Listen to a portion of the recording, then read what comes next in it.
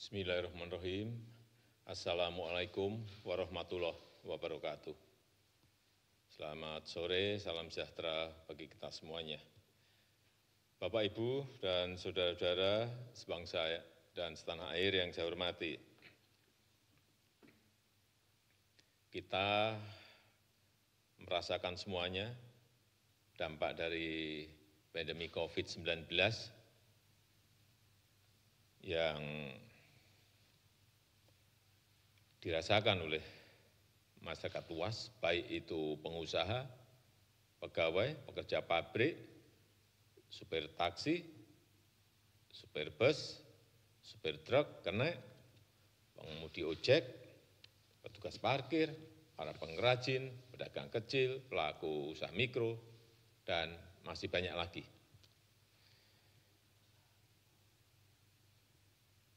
Oleh sebab itu, pemerintah ingin memberikan perhatian besar dan memberikan prioritas utama untuk menjaga pemenuhan kebutuhan pokok masyarakat dan meningkatkan daya beli masyarakat di lapisan bawah.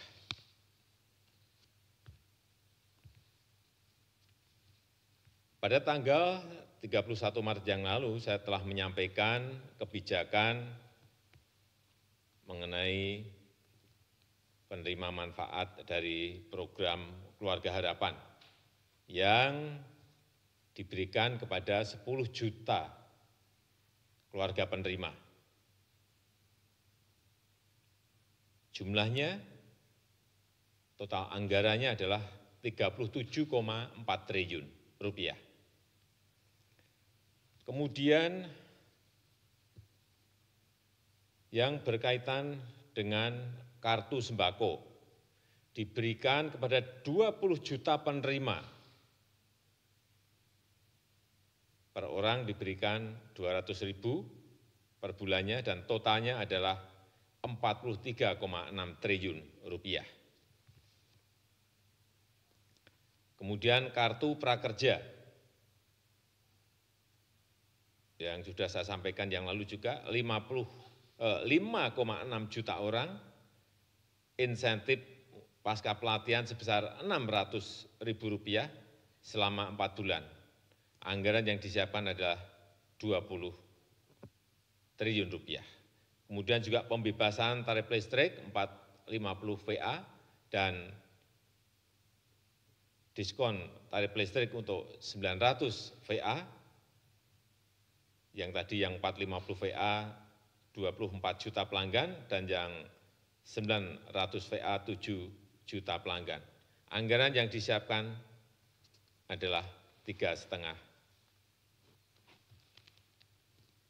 triliun rupiah.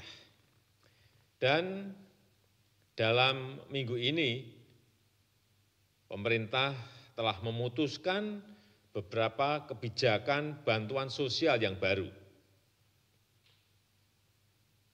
yaitu bantuan khusus bahan pokok sembako dari pemerintah pusat untuk masyarakat di DKI, dialokasikan untuk 2,6 juta jiwa atau 1,2 juta KK dengan besaran 600.000 per bulan selama 3 bulan. Anggaran yang dialokasikan 2,2 triliun.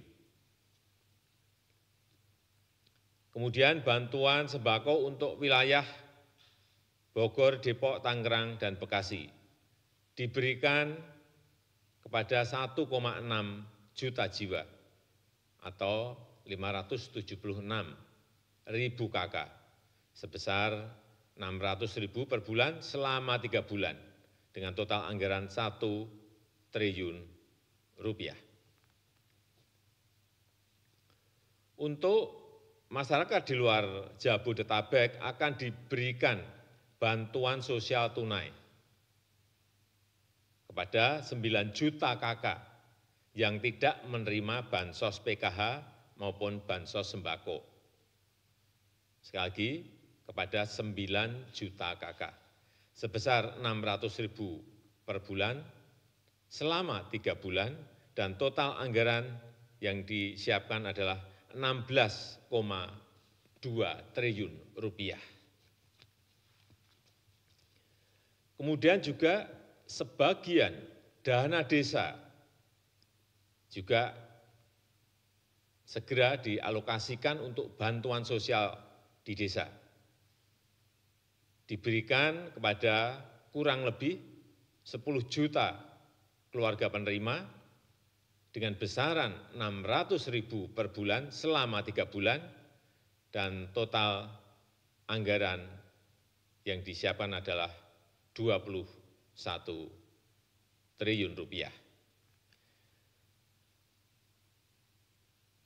Sejalan dengan hal tersebut juga kita akan memperkuat program padat karya tunai di kementerian-kementerian yang total anggarannya adalah 16,9 triliun rupiah. Ini nanti ada di Kementerian Desa dengan program padat karya tunai desa. Ini targetnya adalah 59.000 tenaga kerja. Kementerian PUPR dengan program padat karya tunai juga targetnya 530.000 tenaga kerja dengan total nilai kurang lebih 10,2 triliun rupiah.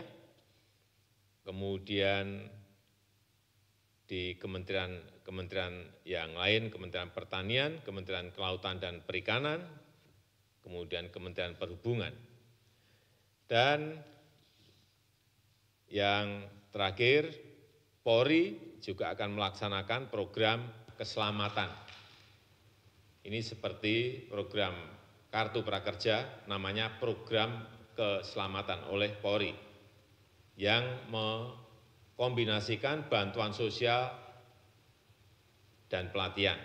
Targetnya adalah 197.000 pengemudi taksi, sopir bus atau truk, dan kernet akan diberikan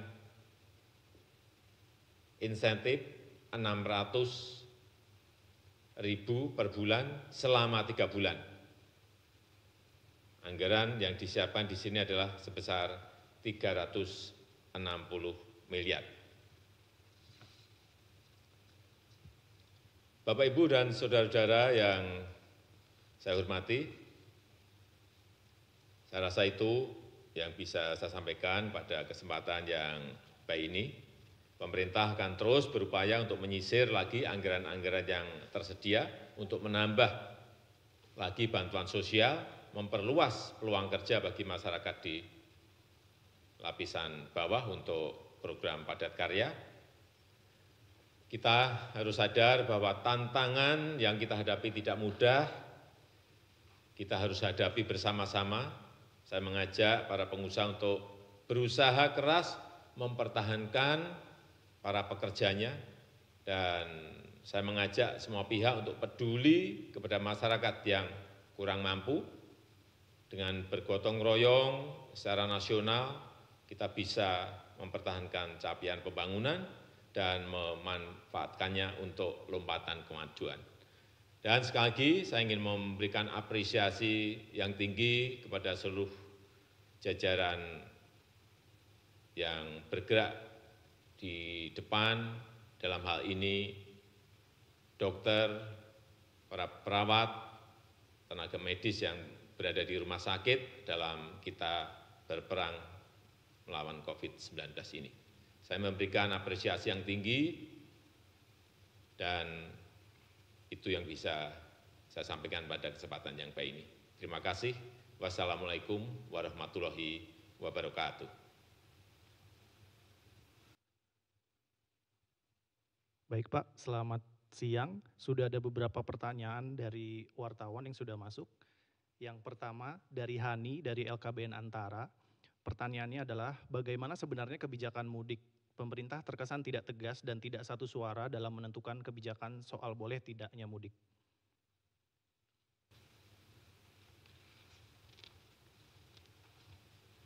Kebijakan mengenai mudik ini yang pertama hari ini tadi sudah kita putuskan bahwa untuk ASN, TNI dan Polri, serta pegawai BUMN dilarang mudik.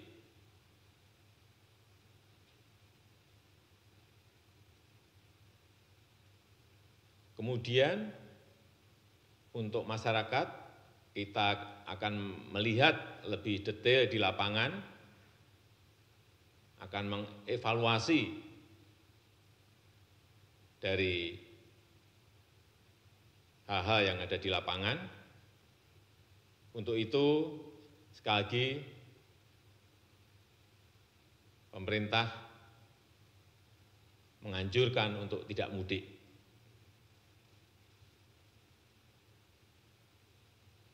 Dan tadi sudah saya sampaikan bahwa penyaluran bantuan sosial khususnya di Jabodetabek kita berikan ini untuk agar warga mengurungkan niatnya untuk mudik. Kemudian juga transportasi umum juga akan kita batasi kapasitasnya. Kemudian yang memakai kendaraan pribadi juga akan kita batasi dengan pembatasan kapasitas angkut mobil dan motor. Baik, berikutnya yang kedua Pak, dari Dimas Jarot dari katadata.co.id. Terkait dengan bansos yang akan diberikan pemerintah bagi warga Jabodetabek, bagaimana memastikan warga tidak mudik ketika sudah menerima bansos? Apakah akan ada sanksi jika warga tersebut tetap mudik walau sudah menerima bansos? Ya, tadi sudah saya sampaikan bahwa bantuan sosial khusus untuk Jabodetabek ini agar warga tidak mudik. Tetapi sekali lagi nanti akan ada evaluasi dan kemungkinan juga bisa kita akan memutuskan hal yang berbeda setelah evaluasi di lapangan itu kita dapatkan. Tetapi memang perlu saya sampaikan bahwa dari awal pemerintah sudah melihat bahwa mudik lebaran ini bisa menyebabkan meluasnya penyebaran COVID-19 dari Jabodetabek ke daerah-daerah tujuan. Tapi pemerintah juga mengkalkulasi bahwa ada dua kelompok pemudik yang tidak bisa begitu saja kita larang-larang. Karena ada juga yang pulang kampung karena alasan ekonomi. Yang kelompok pertama, warga yang terpaksa pulang kampung karena masalah ekonomi setelah diterapkannya pembatasan sosial, sehingga penghasilan mereka turun atau bahkan tidak memiliki pekerjaan dan tidak memiliki penghasilan. Kelompok yang kedua adalah warga yang mudik karena tradisi yang sudah puluhan tahun kita miliki di negara kita Indonesia. Jadi sekali lagi, pembatasan mudik dan kemungkinan adanya larangan mudik itu akan kita putuskan setelah melalui evaluasi di lapangan yang kita lakukan setiap hari. Tetapi sekali lagi, bahwa larangan mudik untuk ASN, untuk TNI dan Polri, serta pegawai BUMN, serta anak perusahaannya, itu per hari ini bisa saya sampaikan. Baik, berikutnya yang ketiga, yang terakhir Pak, dari lizaliputan6.com. Pak, kenapa aturan PSBB terlalu berbelit-belit dan birokratis? Sementara dalam kondisi pandemi virus corona seharusnya cepat mengambil keputusan. Saya kira kita semuanya dalam kondisi seperti ini jangan sampai mengambil keputusan itu salah. Semuanya harus hati-hati dan tidak gerusa-gerusu. Dan juga perlu saya sampaikan bahwa pelaksanaan PSBB ini tidak diberlakukan secara seragam di seluruh Indonesia. Melainkan kita ingin melihat kondisi masing-masing daerah. Dan PSBB ini ditetapkan oleh Menteri Kesehatan. Dan kita tahu bahwa keputusan memberikan PSBB atau tidak, baik itu yang berkaitan dengan peliburan sekolah, penutupan kantor, pembatasan kegiatan keagamaan, pembatasan kegiatan-kegiatan di umum, ini harus melihat beberapa hal, yaitu jumlah kasus yang ada, jumlah kematian di setiap baik kabupaten, kota maupun provinsi. Dan tentu saja didasarkan pada pertimbangan epidemiologis, besarnya ancaman, dukungan sumber daya, pertimbangan ekonomi, sosial, budaya, dan keamanan. Ini penting sekali lagi, kita tidak ingin memutuskan itu gerusa-gerusu, cepat tetapi tidak tepat. Saya kira lebih baik kita memutuskan ini dengan perhitungan, dengan kejernihan, dan kalkulasi yang detail dan mendalam. Saya rasa itu yang bisa saya sampaikan. Baik, cukup Pak. Terima kasih.